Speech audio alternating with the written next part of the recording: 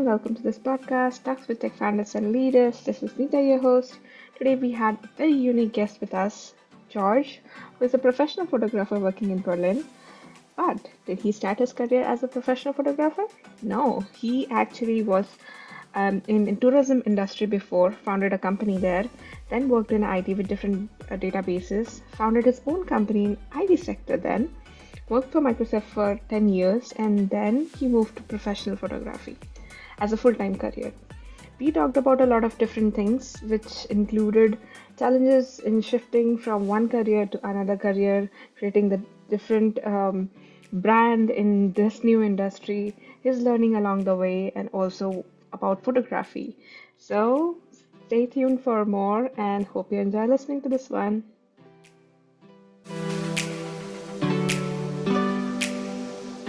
Cool, cool. Then let's start our podcast. Okay, Yeah, so my first question to you is tell me a fun fact about you. a fun fact. Yeah, I was thinking about that. Mm-hmm. It's not really a fun fact, but some people are always a bit surprised. But I'm in love with my camper van. Okay, I used interesting. to do a lot of camping and had the opportunity to change my business car into something else. And looking at that, I decided on a VW camper van at that time Mm-hmm. and did a few trips around Europe. And now I have upgraded by now, Mm-hmm. just a regular van, camper van, and I just, enjoy leaving Berlin for just a few nights, going out into the countryside and just staying near to a lake and finding a place where I can camp and then enjoy the outside. So I sometimes say I'm not doing home office, I'm doing van office. Mm, And that's nice. always a great enjoyment. Especially for summers, it's the best thing to have. If you can park next to a lake. Oh Otherwise, yeah. it sucks. Huh? Yeah, true. I think there's a lot of people out in the summer, so yeah, that's also a case. Absolutely. Yeah, cool. That's a nice fun fact. And where are you from and what is your educational background? Okay, so I was born, I grew up in the south of Germany in Franconia. Hmm. So I'm part of Bavaria, but as I'm from Franconia, and you might know that Franken are very proud of their region. So Hmm. we are not Bavarians, we are Franconians. Yeah, yes, I have heard And this.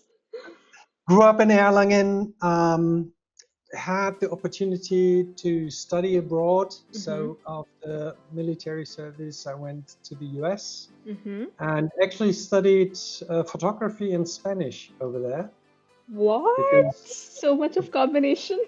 Okay. photography was my big hobby.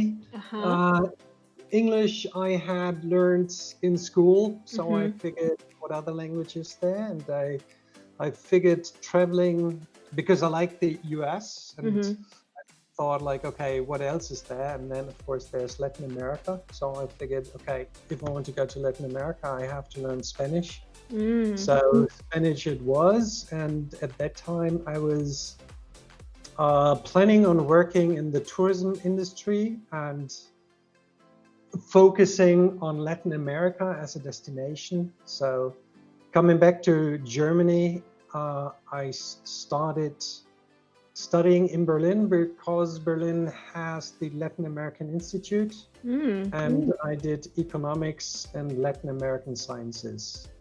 That's what I started to study. Wow. Okay. But I ended up in IT. So Yeah, that's a very there has been a change also. yeah, actually that is my next question to you. So I saw that you worked as a co-owner in a traveling company, then you focused on tech, focused on web application development, Microsoft.NET, SQL, etc. And then you founded your own tech company, just IT functions, I think. And then you Yeah. worked in Microsoft as a customer success manager for 10 years. And then you became a sales engineer at Yex, and then you started your professional photography. So I mean, Yeah. so many different things you did. I was so excited because of the background that you have, and I was like, oh my God, okay, I definitely need to know what inspired you to move from non-tech to non-tech. Yes. Yeah, it's just happened, so to speak. Mm-hmm. So as I said, I was eager to work in the tourism industry. I was focused on Latin America, and during my studies, with other students, we did a couple of trips to Peru, Mm-hmm. and we're just fascinated by the countryside, by the Andes, the Inca culture, everything that was there to be seen.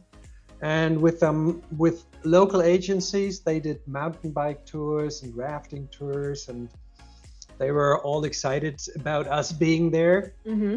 And they always said, "You have to bring more people. You should bring more friends over." And Mm. from that, because I wanted to do that, I ended up with one of my fellow students to found the Costco company, Mm-hmm. travels to the navel of the world, which Ooh, was nice name. Costco, and adventure tours, so mountain biking, rafting, going from the Andes downhill into the uh, Amazonas, all the way Mm. down, was one of our trips, the Odyssey in the Andes. And doing that for 3 years, and we were like still wet behind the ears. So we did quite a few mistakes also, Mm-hmm. and running that as a business was a bit very, very difficult. Mm-hmm. And at that time, I already started coding our database to manage our customers. Okay. Mm-hmm. We did our own first little web page where people could Mm. find us and everything. And that was in mid 90s. So that was Wow. like very much at the start. And, but still being a student, I suddenly noticed, okay, we're not really making enough money with that. Mm-hmm. And I actually do want to finish university or something. And at that time, I thought like, okay, am I going to do my diploma in Latin American sciences and economics? And because I hadn't really been studying too much in that time, I thought like I have to change schools and find something else. And then it actually was my sister who said, Mm-hmm. well, you've been hacking away at your computer all the time. Why don't you do something with IT? So Mm. that's how I ended up in Wirtschaftsinformatik Mm-hmm. at a school, and then got my first internship with a Microsoft partner. And because I had been doing the database for our little company, I was eager to work in databases, and so I came proficient with the SQL Server, Mm-hmm. and then worked there for till I finally did my diploma in IT. With two colleagues from there, founded my own little IT functions company, but we kind of like split after a couple of years because different. Um, my colleague was more focused on Oracle, and I was Mm-hmm. more focused on Microsoft. Mm. And so we were at the turning point, and at that moment, Microsoft actually approached me if I would want to work for them. Ooh. And so we split up, and I joined Microsoft and stayed with them for 10 years. Yeah. Wow.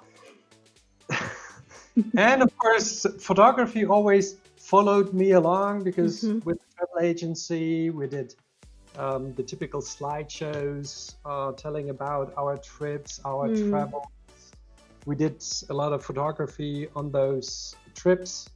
I remember that one time I came back with 30 rolls of film. 30 rolls. Oh my God. Yeah, Wow. but that's like 36 images a day because I've been there 36 for a month. images a day. Mm-hmm. Nowadays, when you think about digital photography, you go to a party and you come back 250 pictures. So Yeah. But at that time, it was like, wow, are you crazy? Yeah, the whole thing. Yeah, of course. I mean, that time the roles were there, and then, yeah, that's true. Yeah, and you had to bring them away to a Mm. shop, get them developed, get them back, frame the little things because I was shooting on chrome, aqua chrome, and Fuji chrome films. And I missed photography. And in the US, of course, and at my home school in Franconia, we had a darkroom, like a photo lab where you Mm-hmm. could develop your own films. Yeah, And yeah. Mm-hmm. in Berlin, it was just costly as a Mm. student. I didn't have the money. There weren't so many dark rooms where I could go to. And so it declined a little bit after the whole travel thing and being with Microsoft. Mm-hmm. But then digital cameras came around. Mm. Then digital camera was suddenly, oh wow, I can have my dark room in my computer. Mm-hmm. And then that's when for me photography really kicked off again. And Oh. Mm-hmm. Berlin has a great photo scene. I mean, the CO, the Photo Institute, so many schools. So I did a lot of evening courses Mm-hmm. again, did my own little photo projects, an exhibition every now and then. And it just followed me along.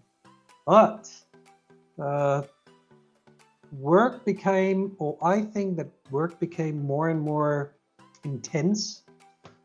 So in the last years, I started asking myself, how did I do that? That I would go to an evening class every Wednesday, because now it was like every second Wednesday I had to go on a business trip or something like that. Oh, yeah, because you're the business management, yeah, manager, Customer success customer success. management, Yeah. sales professional, you always had Mm. the customer interaction, and it just felt, in Germany would say, a Hamsterrad, where you just keep working, working, Oh, like a running in the wheel, wheel. Okay. running in the wheel. Yes. Oh, nice. That's a word. That's good. Okay. Okay. Okay. But you never did this photography or something as a part-time kind of thing when you were in Microsoft, just to keep up No, your hobby. no, it was absolute hobby, part-time, fun to do. Mm-hmm.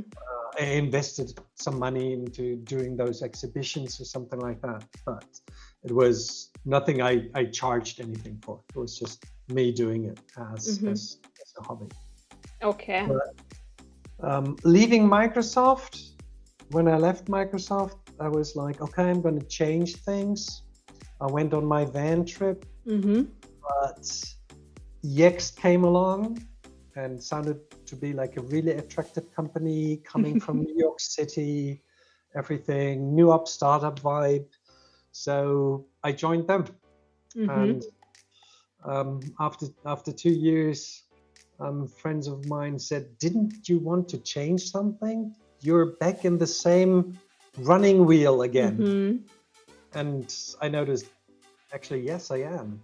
And would I want to do this for the rest of my life? And then I said, no, I like photography. I miss photography because there was too little time to do it. Mm-hmm.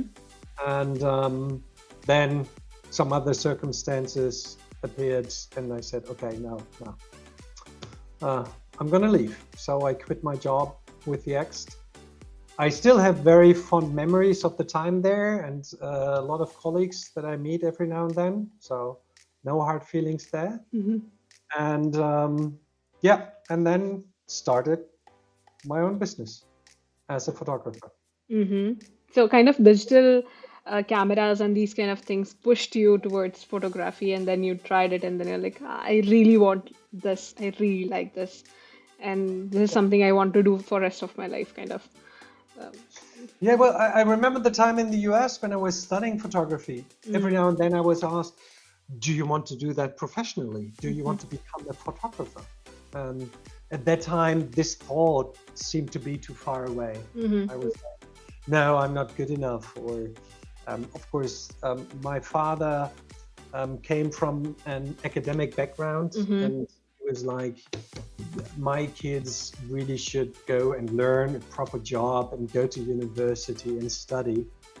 I reckon if I really would have wanted to do photography, he would have supported me then also. But yeah, it just happened. And at the time I was more like, yeah, I'm going to travel and I'm going to take pictures, stuff like that. Yeah. But I think the whole journey taught you a lot of things because you opened your own company where you learned about business, tech, how to manage things. Then you went into this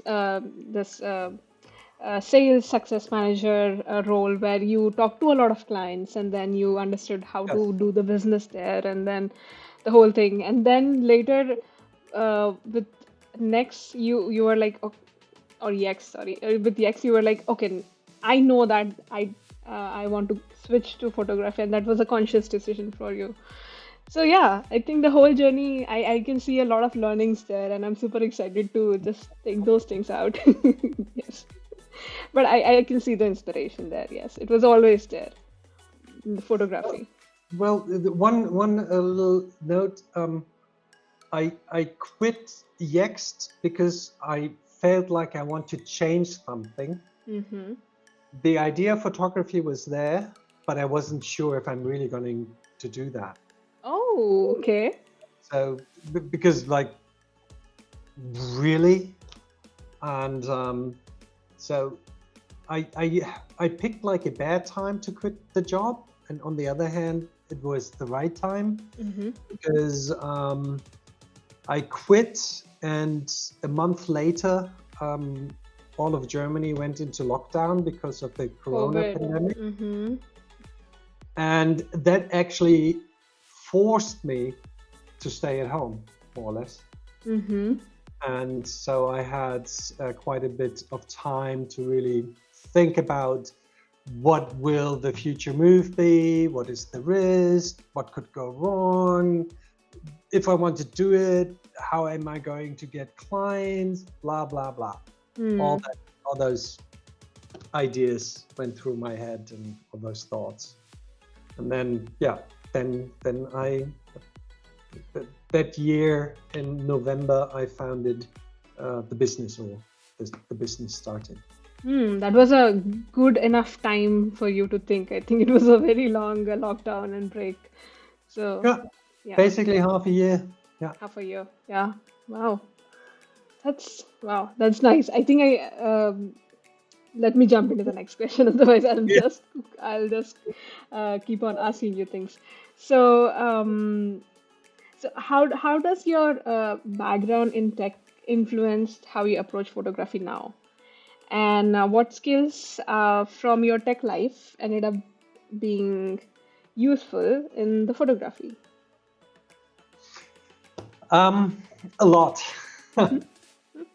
So, well, not maybe not particularly in photography, but in the regards of running the business. Mm-hmm. So that idea of there are software tools out there Mm-hmm. that can support certain processes, and so that helps a lot nowadays. So anything that can be automated, like communication with the clients after he books. Of course, he's going to be send out reminders automatically that his appointment is coming up. I don't have to sit down and remember like, oh, he's coming tomorrow, I need to write him now. I still partly do that because I like the personal touch. But besides that, anything that can be automated, or which I think is like a routine task, I will look into IT and find out how I can solve that. And from another standpoint, because like my last rule was the sales engineer or solution sales engineer or Mm-hmm. technical solution professional, all those different funky names that you get in IT. But it always was about the client has a problem. How can we fit our offer to build a solution that fits his needs and that gives him additional value? And that idea of thinking always helps me also in photography, because if you want to get a profile picture, why do you need it? What is your intent? Are you looking for a job? Are you looking to change your career? What is your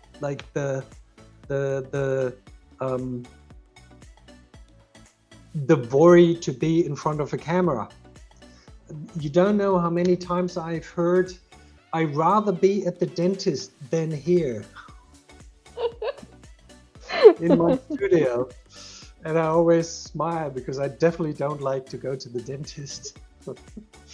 But that's how people feel in front of the camera. So how do you make them feel relaxed? How do you put them into the state of mind to actually open up and to really be themselves and look confident and professional and all that stuff?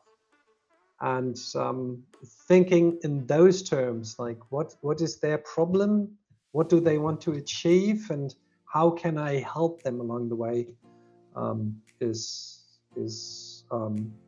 that kind of mindset, or that kind of idea is like has been ingrained from all that IT stuff. Mm. Yeah, I remember like when we were there for our photography, you sat us down and then you were asking, okay, why is this for? How do you feel about your company? What do you want to portray? And these kind of questions, like we when we come to a photography studio, we never think about these things. And when you told us those things, that kind of gave us a lot of confidence that okay, we are two female founders who are doing in this robotics things, and it kind of gave us the boost. Okay, we want to show us as confident women. So Right. yeah, I think that was very well portrayed in the photos as well. I really loved how you conducted the whole session. So I think I know the experience which you're talking about. Yes. Perfect. Nice. I remember. And when that's so so so that is not a technical or a business or anything. Just always stay nosy, curious. Yes. And I when I met you, I was like, wow, because I saw in your email Robotica, so I checked out the website and like, what the hell are they doing? I not fully understand it. Let them explain, Hmm. and then I understand. And then that it's always I always used to like taking pictures of people, and I'm always curious about the people. Like nothing is better than also in street photography to take a picture of someone and then start to talk with them and find out who was that. Yeah, I think it also relaxes the whole environment, and then Yeah. you feel more as a customer also you feel more comfortable with a photographer, not just going there and sitting there and giving some poses, which Okay, is put your too nose over awkward. there. Look curious. Look serious. Smile. And then everything turns out very artificial. Yeah, it's so awkward too. I mean, yeah, but with you, it was really great experience, and because you were able to understand what we do, and you were asking some questions around it, and we were like very comfortable to share everything, and that was that. After that, we had our photo session, so it was also a very good um, flow of process. So I think I really Yeah. liked it. Yeah, yeah, I Yeah, think. good portraits always take a little bit of time just to really Mm, get into that state. Yeah. I really Yeah. like that quote. That's amazing. Nice. Nice. Happy you still think that way. Yeah, that's why I still remember the whole experience which we had. So, yep. So let's jump to the next question. Okay. And what was your biggest challenge that you faced emotionally and practically when you switched your career? So that because I when I actually officially opened my business, Mm-hmm. that was when the second lockdown happened. Oh. So I didn't have a lot of clients at that time, and so business was really slow, and that Also, there was the explanation. It's because of the lockdown. It still was nagging at your own self-esteem and confidence and everything. So I slowly started thinking like, and then you look at other pictures on Instagram, PicDrop, all the different platforms. You find a lot of other photographers nearby, Mm-hmm. look at their websites, and they always have better pictures than you have. And so, like, what's this typical? You suddenly feel like an imposter. Mm-hmm. Why should people give you money for the photos you take because they are not that good and everything? So I went through a bit of downhill Mm-hmm. phase there, uh, until I managed to like get back my confidence, get critical feedback from people. So Mm-hmm. that they said, no, your images are good. Don't compare yourself to others. Mm-hmm. Look at the photos that you have. Can they transport the mood, the message that you want to transmit for the person you took the picture of? And does that work? Do you think it works? Do other people think the same? And then it's always about. So one thing you have to do, you have to have a good product, which is Mm-hmm. my photography. And then the second part is always people buy from people. So it's like, are you a person that is approachable? Would people like to do business with you?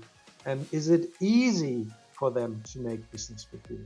Or in my case, schedule a shoot or have a discussion about the imagery that they need.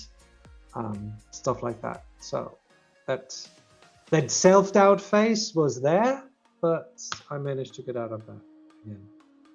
Yeah, I think you started the whole journey in very tough times of COVID, where Yeah. people were not coming out, and you are in a profession where people have to come out and get their photos.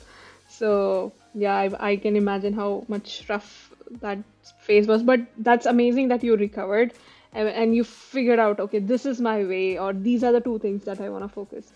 And I can endorse you on the fact that I can see that you build good relationship with the people because I saw the Google reviews and we came to Right. you.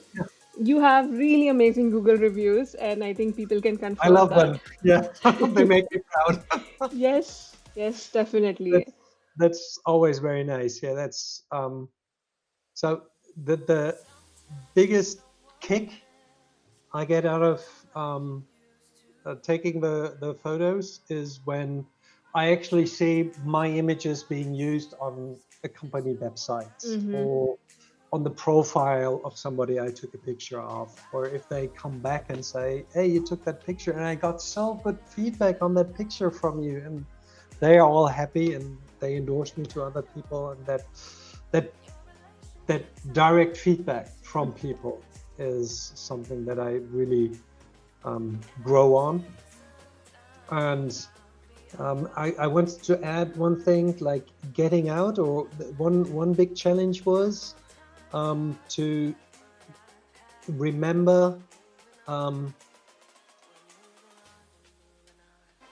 people will not book you or go and get their picture taken from you if they don't know that you exist. Mm-hmm. So that I at Microsoft or at Yext, management would always say you have to become more visible within the company, blah blah blah. And I was like, oh, I don't like that.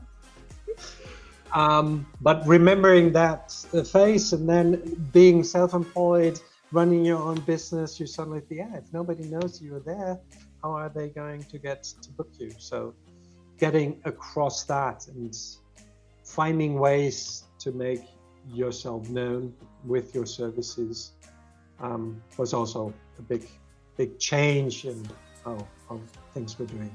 Yeah, I mean, creating your own brand and being visible to everyone, and building that rating up. So I think those things, it's not that easy for sure. For any company, also for any startup or any business, it's very important to be visible to people so that they can come and, yeah, pay you. Absolutely. Yes. Yes, that's cool. I think that's a very interesting set of challenges that you mentioned. Yeah, definitely. And tell us more about photography. What do you focus on, and what is the vision behind your company? Um, so one focus, of course, is portraits, Mm-hmm. all different kinds of portraits. If it's the typical application headshot, the profile picture, or the employee portrait, portrait of management that will be displayed on the company website, stuff like that. That is, and that has been my over many years. It always has been one of my um, specialities or Mm-hmm. something that I focused on Mm-hmm. doing portraits. So I really love that. And in the business context, of course, I also moved into what I call a company portrait. Mm-hmm. So how do you make a company be seen? Like what is their speciality? What is their brand? How does the brand feel? And how can you transport that through photography? Mm-hmm. And those then are also like the portrait is like very individual. Like what is this person's goal they want to achieve with this image? Mm-hmm. And in regards to a company or like new photos for the website is what is the website? What are your colors? Um, how does your brand feel? How does it sound? And how can we convey that in imagery? What kind of images do we need to tell your story? So you suddenly start working you on one part. So my business clients are like small, medium businesses. Mm-hmm. So we always have a discussion about their brands, their values, their products, of course. What is the service they want to offer, and how can we make that visible so that the person looking at the web page or looking at the ad relates to what is offered. And so you actually start working in like a storyboard or an image concept for that company. Mm. And that's what I like. Can you give me an example? Like, for example, some beauty brand, or there's some technical, deep technical brand. So, like, how do you convert that feeling into imagery? Um, you look at the brand. You look not at the company, at the brand, at the name. Mm-hmm. So um, I do regularly because of it's just around the corner. Mm-hmm. The photographs for the Fanloon restaurant and ships. Mm-hmm. So they have one large ship in the harbor, which is a restaurant, and then they have two ships where you can rent the ship and Mm-hmm. do your wedding party on that, and Mm-hmm. just go around Berlin and Wannsee and everything. And so, of course, it's like how do they present themselves? Yeah, very Uh, curious to know. Mm-hmm. yeah, it's of course the water is always a part of the Mm-hmm. message. So the water is there, Mm-hmm. and it's the food that they offer, Mm-hmm.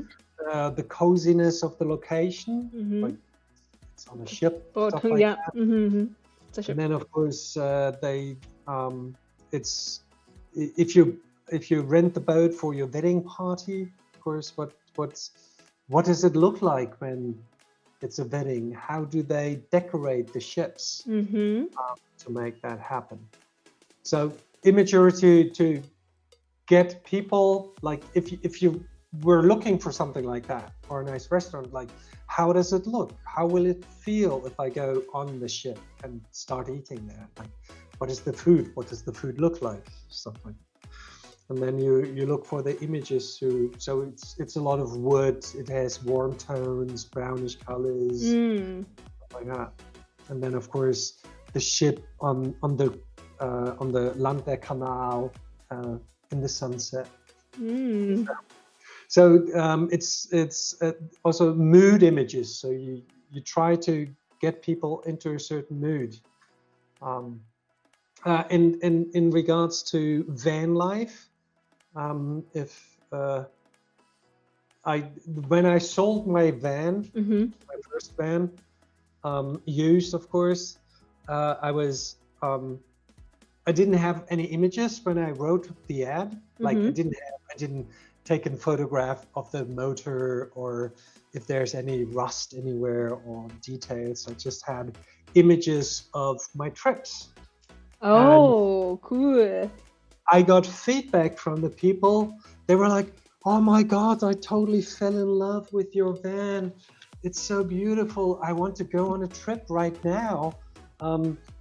Could you still send us a picture of the wheels and the motor?" Just additional stuff. Said, we need to see the motor if that is still running.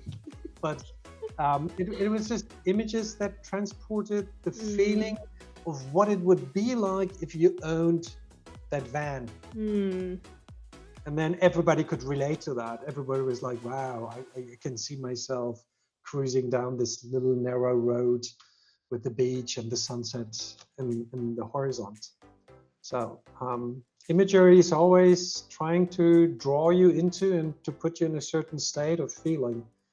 And that's where you sometimes have to work on, like, how do we do that? Is it with colors or what would you, so sometimes you actually make, okay, I get, if it's just a studio shoot, I sometimes just get, okay, I will get a new background to have a color that goes along with your brand and your perplexion of the face. And if you like these clothes, then we put you there because then we create harmony or we create contrast depending on where you want to go. Yeah, I think it's like a storytelling. Yeah, absolutely. Visual storytelling. Which is like it's a genre in photography. Oh, okay. I didn't know that. It's also the same with startups, right? So it's like your tech product is so good, it's fine, but if you cannot sell it properly with a story, you cannot get the customers. So I think it's very similar to that. As you said, like with your van, it was just like if you just have taken the photo of a van, windows and wheels and all. So it was kind of a product, but until unless you tell the story to sell it, you cannot sell it. So yeah, I think that's a really nice comparison of photographic world and startup world, and then mixing them together. That's nice. Yeah.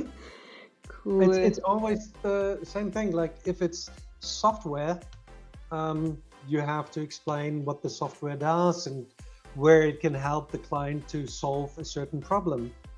And with photography, it's the same thing. And many times it's just like explaining what your offer includes and how it is going to help the customer. Yeah. And that it's not just snap, picture taken. Yeah. Yeah, I really loved the aspect of storytelling in this. I really love that. Yes. Cool. My next question is somehow related. So it's like, how do creativity and problem solving shows up differently in tech and photography?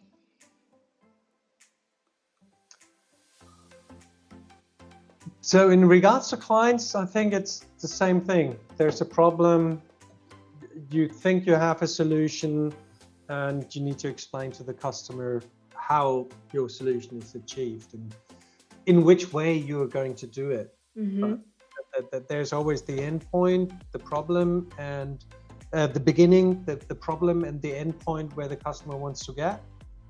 And you try to fit that void in between. You try to build that bridge where he gets what he needs to get to his end point. So, and that's I really think, and I'm working together with my partner in photography, and that's where we always have the biggest discussions. Like the customer says this, and we need 4 pictures for the website. Mm-hmm. And that they always think, okay, we're going to book a photographer and he's going to come by for 2 hours and he's going to take 4 pictures. Mm-hmm. 2 hours is way good enough, and blah blah blah. Why are you so expensive, and why do you want to come around and look at the location first? And because we want to talk about it, like what do you want to achieve with the pictures, and what would different ways be to do that. And so the best result is always, and I think in IT it's the same thing, the client starts using that solution, and if he is still using that solution after 2 years, 4 years, 5 years, then that really fit. Mm-hmm. And if the images are still there after 2 years, and then you know, okay, I really captured the essence of this client, because the picture tells that story. So that's why it's being used and used and used. Mm. Yeah. Do you check that sometimes? Well, yeah, I do not check it myself, but when I come across it, I'm always like, smile. Smile. Yes. Yeah, I think we still use your photos, so yes. Cool. Whereas with people, of course, I would say like, okay, every 2 to 4 years, you should change your profile picture because you have changed. Oh, yeah. Yeah, that's true, right? Yes. I sometimes have clients who like, yeah, I here's my old application picture, blah blah blah, and I really like that expression, and but I changed. Now I need a new picture. And sometimes when then the client comes by, I'm like, okay, so the picture is like 15 years old. 15. Yeah, totally different person stands in front of my camera. Do they ask you like take the same picture, same face, same mood and all? How do you manage? Not completely, but Okay. it's like an image where they like themselves. So that's the most important part for me to understand, and then to find out what do they like. And then, like, I have this natural smile, or I like how my eyes look into the camera. And then, of course, that's what I can focus on to get something similar to that. Hmm. Yeah. Oh my God, that's a lot of work. Yes. Because you need to understand the picture first and understand them, what mood they are in. Are they in the same mood? How do you Yeah, change it? Oh my God, that's a lot of work. Yes. but it gets easy with time. You just see those things. Okay, yeah, of course. I think you have good enough experience now, so of course. I think for me it would be difficult. I mean, yeah, I need to. Yeah, you are professional, so not comparing at all. Yes. So my next question to you is, how did you go about building your client base or brand, because it's completely different industry than what you worked on before. So how did you build your brand in this new industry? Slowly. It took some time. So one thing, because of course of my history, blah blah, and it was absolutely, yeah, I'm gonna have my own website. I'm gonna do it myself, and building that website, I need to, because Yext was all about visibility, being found on the internet. And then of course, like, okay, people need to find me. If they say headshot for business, I need to be there somewhere. So I focused on my website. I focused on search engine optimization. SEOs. Mm-hmm. Then it took me a while, and then I said, okay, I'm from IT. I've been in that background, and then of course I said, okay, so I'm gonna specialize on application photos for people in IT, Mm-hmm.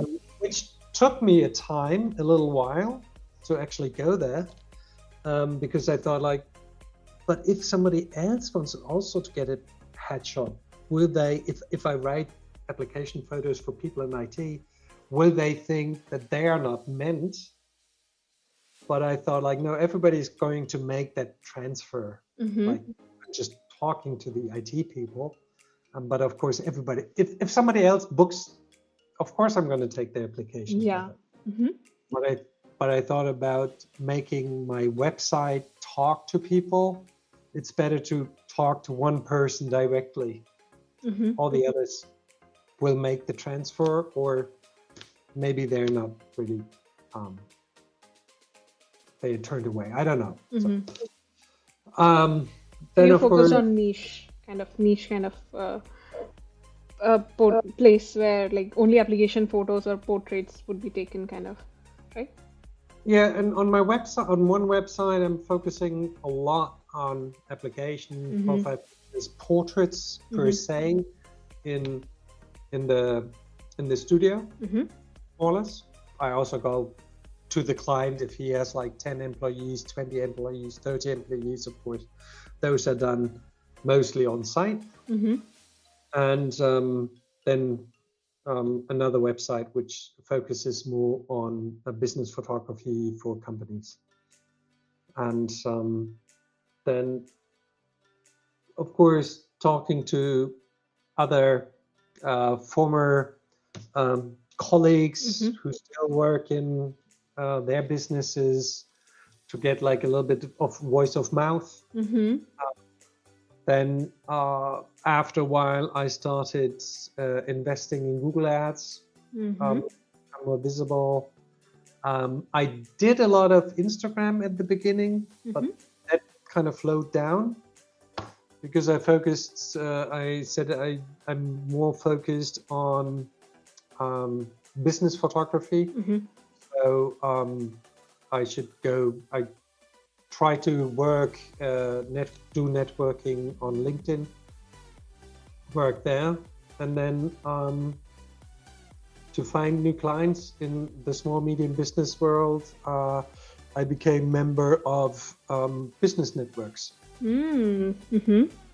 So Okay, so I think that was a like right way to go, I feel, because first you worked on your own brand, SEO optimization, more visibility, more niche photography, and then you went to friends and clients who kind of also were some push to you, and then I think then afterwards your Google rating already, I think, brought a lot of people in, I would say. And that's a good idea to be a part of business groups, because since you decided to focus on the business clients, then yeah, please go ahead. yeah, that would be like in regards to Google reviews. My biggest recommendation would be, don't be shy. Ask people for a review, because most people forget. And if they get that little nudge and they still have a good, they remember the experience as having been nice, they will write a good review. So just you have to ask, you have to be outgoing, you have to. In business networking, of course, you know the same thing in the startup area. You have to network, because then you learn, you get to know interesting people. And I always say you can always learn from all different kinds of angles. And with all different, with businesses in Berlin, it's always interesting, like, wow, that's what you do. Cool, interesting. Because yeah, it's staying curious and learning is always good. And then at one point, maybe half a year later, they suddenly say, oh, yeah, good to see you again. We are just thinking about, can you do that too? Yeah, let's talk. Mm. Yeah. I think having those, like moving from Instagram to LinkedIn was also, I think, a very good move, I would say, for a business perspective. Yeah, I Yeah. think there's a lot to learn from you. Yes. Yes, But definitely. when you think about it, it's also like, yes, of course, yes, of course, yes, of course, yes, of course. But it always takes one to really like to embrace it, to actually do it, to not get discouraged by it, Mm. to stay behind it, to like, yeah, I'm going to do that again. I'm going to do that again. I'm going to do that again. I'm going to do that again. I'm going to do it. Oh, this time it worked. Mm. Persistence. Yeah. You always have to keep at it. And of course you have to focus. So at the moment it's the website, it's ads, and it's networking, nothing else. Mm. Yeah. I think the thing which you said, like, it's not that always like this, it is like, and then you go there. Almost. Yeah. True. I think people share a lot of happy stories, but these struggles behind, they don't share, and no one knows. So, yeah. Yeah, it's always yeah, it's a lot of work, and yeah, persistence and going through the downs. You always have to manage. Yeah. Get friends, get good friends who give you support, and um, so even your mother, if she says, "How can you live from that?" It's not so. Don't take her serious. Yes, take her serious because she's your mother, but don't take it word by word. She is just worried about you, nothing else. Yeah. Yeah. Just be confident on your own skills and Yeah. your motivation. Yeah, that's true. That's hard though. Yes. Okay, so my next question to you is, so do you miss anything from the tech world? No. I like the answer. Sometimes I miss the monthly paycheck that I used to get. Yeah. And in tech, if you work in a good company, it's a good paycheck. So sometimes I miss that, but nothing, not really. And the people I got to know through those careers are still part of my life, so I don't need to miss them. Yeah. So, but there's a difference in life, right? Right now, like earlier, you were working with colleagues, and there were a lot of people around you.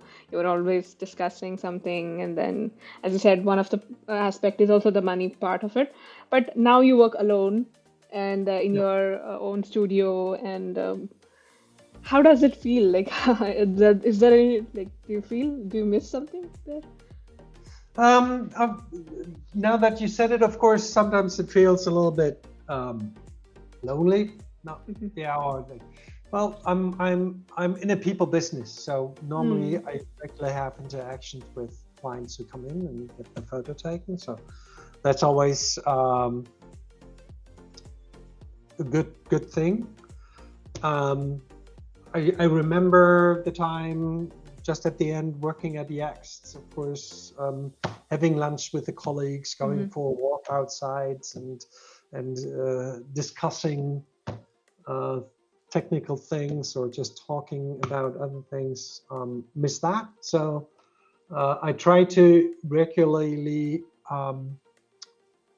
uh, regularly meet for lunch with somebody else to have some interaction. Then I'm happy that my partner is also working photography, so we can have discussions on technical things, on imagery things, on concepts, or on ideas for motives, and discuss that. So that's always good. And then, yeah, slowly build your network. And I noticed, yeah, as I said, I have to make sure, or I try to make sure that I have go out for lunch or coffee, meet somebody, just sit there, have a discussion. and some interchange. Mm-hmm. So, are you also the part of a lot of photography groups or community or something like that, which is there in Berlin? Not in Berlin, online Online, with yeah. other photographers. Mm-hmm. And then around me, I know a number of photographers, but that is not a photography community. We are just like, we interchange, we meet, have coffee together. Mm-hmm. One guy, um, uh, that was really funny because when I did my first website, Mm-hmm. and then I found out that somebody has like almost exactly the same domain name Okay. with a very similar offer, of course. Mm-hmm. And I noticed, okay, he's 500 meters from me, so really close So by. close. Mm-hmm. And so I contacted him and said, like, I'm really sorry, I didn't know, but I found out now, and blah blah blah. And then he said, yeah, but that's no problem. I don't like to do those photos anyways, and let's meet and let's have a coffee together. And now, and in the beginning, he would send me application photo clients, and whenever somebody asked me, do you also do wedding photography, I was like, no, but I know this guy. Mm. And so I really like him, the way he photographs. He does a lot of free projects, and so visit his galleries, exhibitions, and then I tried myself to get in front of the camera, Mm-hmm. like at least twice a year. Mm-hmm. And so by coincidence, I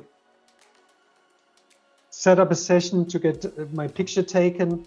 And then the photographer sent me his address, and Mm-hmm. it turned out to be like around the corner, more or less. Okay. And then we were like, wow, I've never seen you before. I've never seen you before. And now we start to run it across each other like every 2 weeks. We meet on the streets by coincidence. So it's really funny. And to see like what images does he take? How does he Mm. do that? And then you learn from, or I learn from him a lot too. Yeah.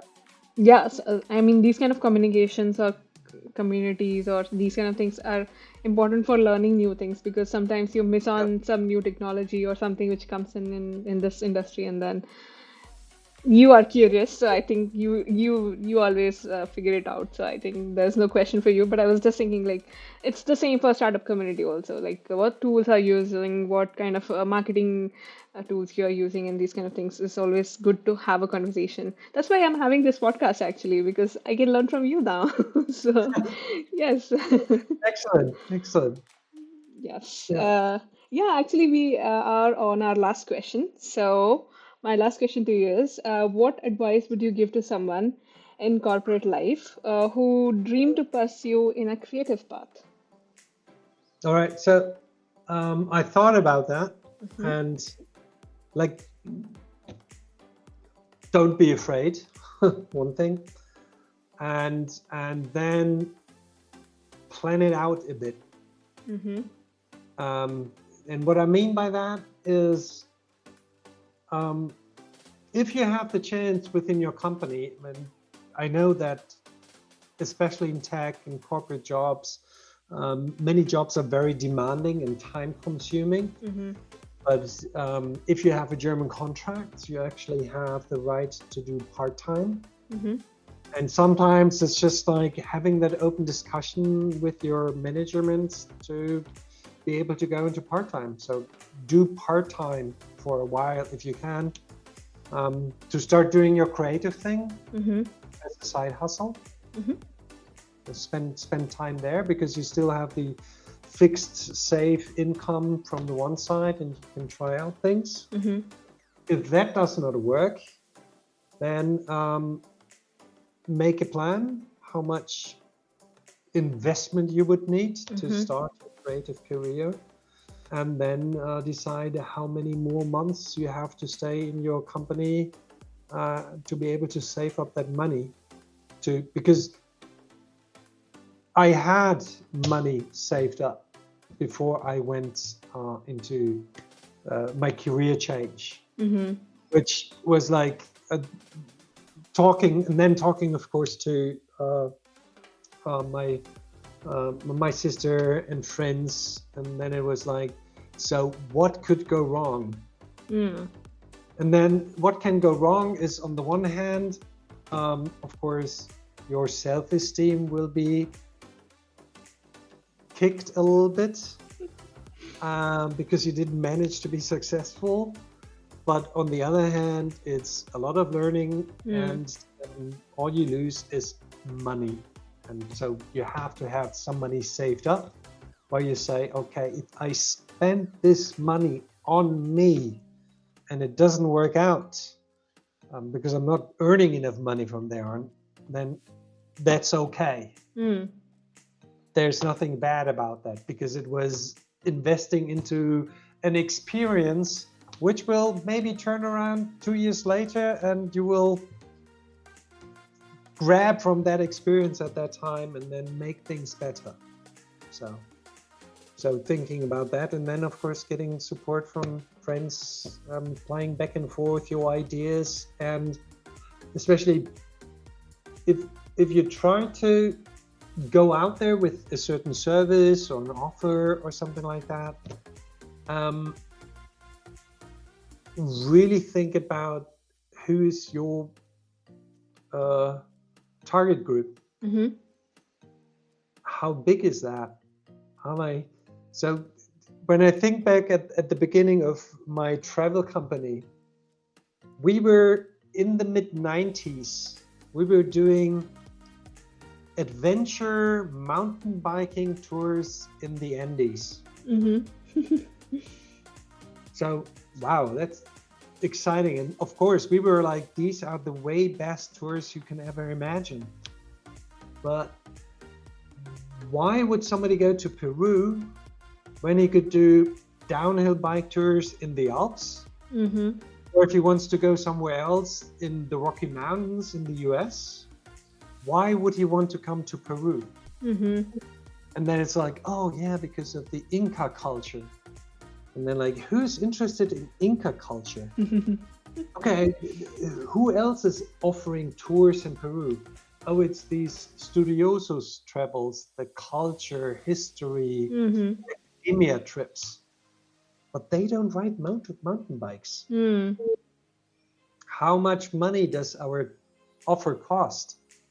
And does my clientele actually have the money to buy that? Stuff like that. And really think about that before you go all out, because it's always like, I have the best offer, and you have the right target group, but your target group doesn't have the money to buy it. So, Yeah, the market research part is very important there. exactly. Yes. And you don't have to do it in a lot of detail. And of course, I learned it bit by bit from my past and so on. So yeah, that's something that before you do it, think about that, because that's, I think, is important. And then don't be afraid, and there is no limit. Yeah. Wow, I think those are very strong points for anyone who wants to shift. And that's a very good idea to do part-time, so that like they are not completely putting all their eggs in one basket. So at least they have something to go with. Yeah. Yeah, I think I am done with my questions. I just have one curious question. Sorry for that. Yeah. So, how comfortable are you in front of camera? In front of camera? Me, myself, I'm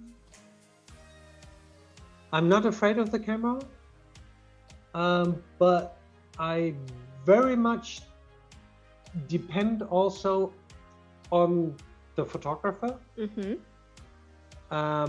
What cues he gives me, and how he makes me. So with one photographer, he was like, "Oh, you got your label is showing at your shirt." I was like, "What? Where?" And then he started snapping the photos, and I'm like, he tricked me into something. And so, It's and he used a lot of all different kinds of cues. And then I noticed, okay, that's a cue. And he was like, that was good. Now do it again and focus on that. And then I can play along.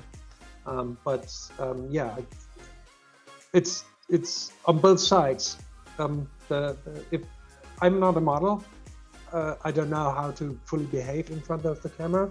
But if a photographer gives me good cues, and I'm curious on how he does that, and I just go along. yeah, it's like you are a big chef and you go to a restaurant to taste another's food. So Yeah, exactly.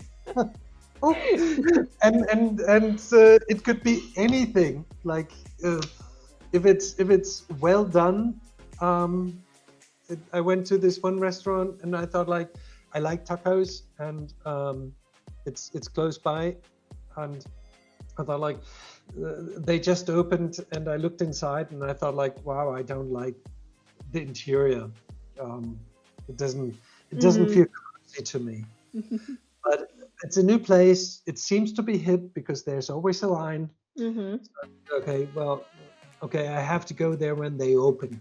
So went there when they opened, got a table, and then the menu is like really short. I'm like, "Wow, I only have this much. Okay, well, that better be good." And then it was like so good you could lick your fingers. So, Okay. Yes. Yeah, yeah, true. Yeah, that's nice. Cool. I was very curious to know this because you're a photographer, and how do you feel about it? So yeah, I think I'm done with my questions, and sorry. Thank you so much for coming to my podcast. And it was so many learning points for me. And of course, you are always going to be my favorite photographer.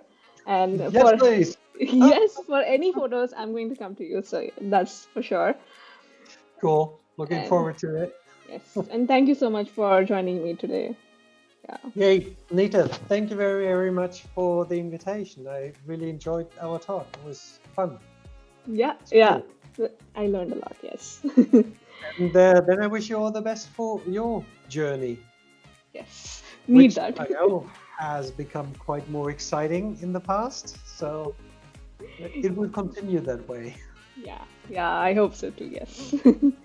Cool. Oh, Then thank you so much and have a nice weekend and enjoy the summer. yes, definitely. It's going to get hot this weekend. Yeah. Yeah. Thank you then. Bye bye. All right, take care. Take Bye. care. Bye bye.